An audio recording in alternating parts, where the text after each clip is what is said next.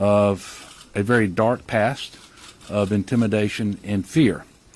That is why this morning I'm glad that we're able to come together and to announce that an arrest has been made in connection with the fires that burned the 3 historically African American churches here in St. Landry Parish over a 10-day span. The suspect who was arrested is Holden Matthews, a 21-year-old white male from here in St. Landry Parish. At this point, though, I do want to point out that we have no reason to believe that the 3 fires here in St. Landry Parish are related to the fire in Caddo Parish at the Vivian United Pentecostal Church. In a few moments, State Fire Marshal Butch Browning and representatives from all the law enforcement agencies involved in making this arrest happen and who are actively investigating still are going to brief you on the details that they are able to share. But first, I want to commend Chief Browning and all of the folks at the State Fire Marshal's office, along with investigators from the Bureau of Alcohol, Tobacco, and Firearms, the FBI, the Louisiana State Police, the St. Landry Parish Sheriff's Office, and Sheriff Bobby Guidros, and everyone who came together for their expert and professional investigation of this case, along with the Florida State Fire Marshal's Office.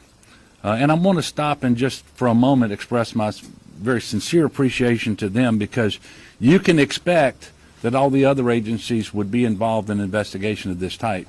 But the assistance we received from Florida is extraordinary.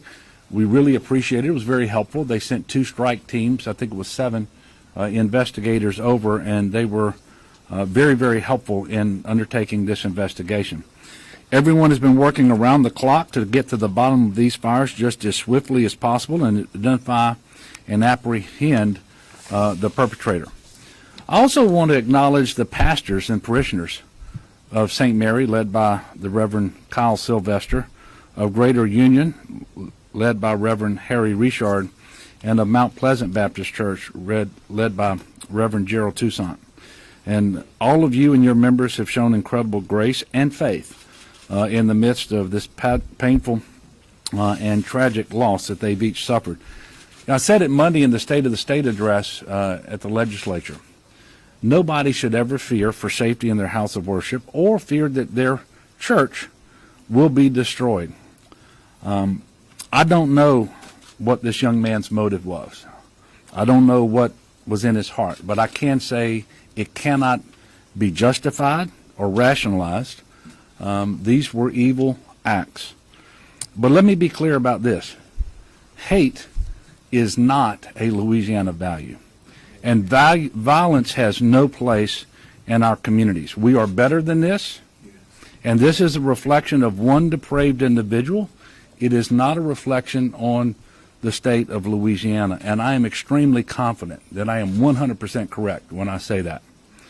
And while I hope that justice will restore some peace of mind to the members of this community, I also realize that it's going to take time to recover, both physically and emotionally, from the damage that has been done. But in the words of Psalm 62, God is our fortress, and we will never be shaken. So I would ask that everyone listening to this press conference join me in praying for healing and restoration. Let's pray for the congregations in this Lenten season. Let's make sure that they all have a place to worship on Palm Sunday and then Easter Sunday. And by the way, let's pray for Mr. Matthews and his family, that God will create in him, in all of us, but in him at this time, a clean heart, invoking Psalm 51.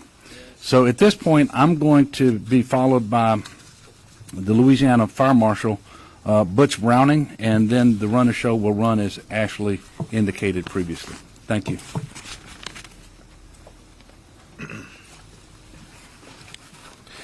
Thank you, Governor, and I want to thank you for your immediate support and concern and direction in this matter, and clearly this response to this incident was seamless, and all the agencies worked together.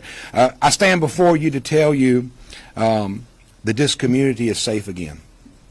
We are extremely, unequivocally confident that we have the person who is responsible for these tragic crimes on these 3 churches.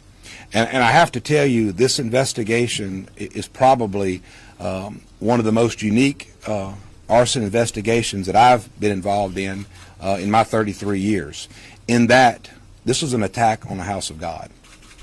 This was an attack on not just a place that people go on a weekly interval and worship. It's a place where they've had weddings. It's a place where they've had funerals. It's a place where generations, we're talking about buildings that were over 100 years old, where generations of families have been raised. So though the spirit is still strong, the landmark has been destroyed. We took that very seriously in this investigation. And as you hear about the things that we can talk about, you're going to understand about the passion of the investigators associated with this team. And in the end, you're going to learn that we had some very unique criminal investigators. They were called pastors, and I'll talk about them in the end.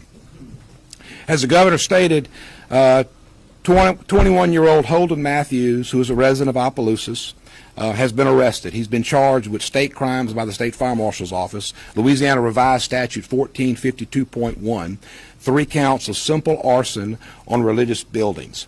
Each one of these charges have a maximum of 15-year penalty. As a quick recap of the case, 3 churches in St. Landry Parish burned in a 10-day span. The St. Mary Baptist Church in Port Barry on March 26, the Greater Union Baptist Church on April 2nd, and finally the Mount Pleasant Baptist Church on April 8th. We can now confirm that all 3 of these fires are intentionally set, and all 3 of these fires are related. Several pieces of evidence, both physical from the scene and technological evidence, have confirmed that Matthews is the suspect.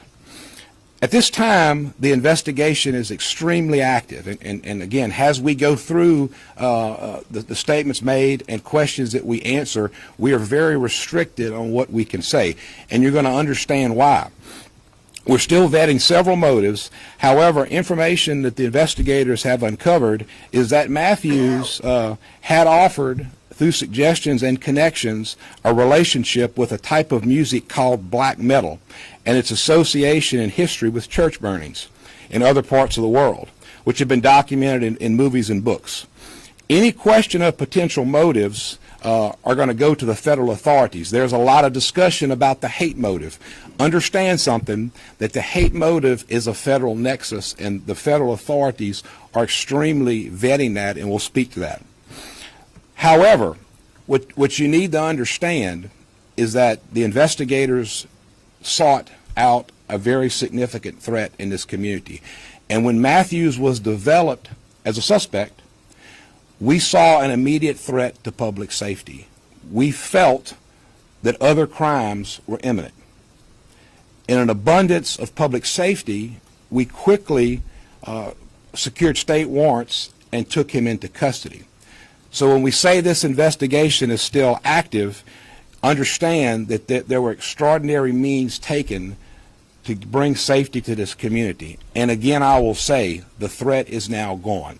It's now up to the furthest of the investigation and us bringing to the prosecutors, whether it be state, whether it be federal, to be determined the right